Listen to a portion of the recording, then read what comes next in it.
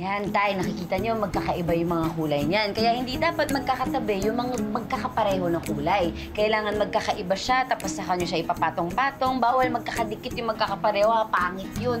Ayaw ng mga tao yun, hindi nila bibilin yun. Marami po ang umu-order na customer via call. Kaya dapat maganda ang bati natin sa mga customer natin. Parang ganito po. Good morning! Flower forever! O, try niyo po. Good morning! Flowers forever! Medyo rinig po kasing malungkot kayo. Dapat nakangiti kayo para maramdaman din nila na happy yan. Ngiti po kaya ganyan. Good morning! Flowers forever!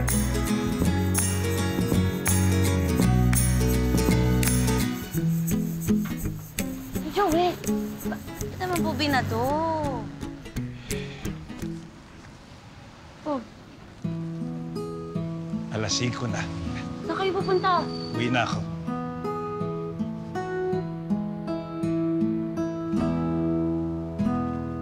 Tama yun eh. Ay.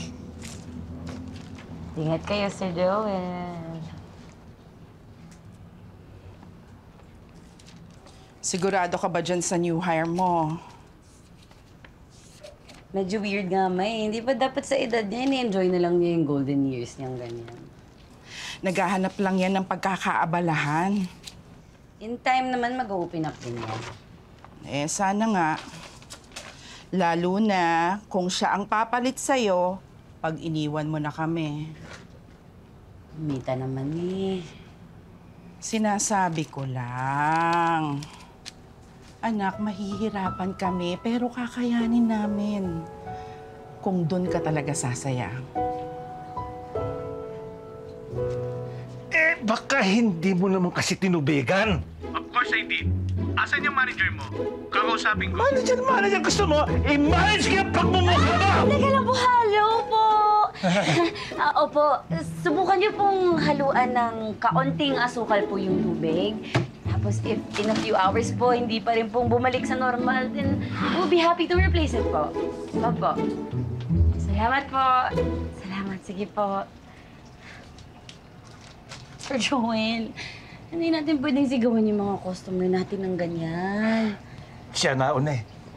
Kahit na po, di naman mawawala yung mga ganyang customer na nagre-reklamo. Lalo na kung kasalanan din naman po natin. Gaya nung pagkakamali ko dun sa delivery nyo, di ba? Masyado na akong matanda para rito. Si Joel, si Joel. Ah!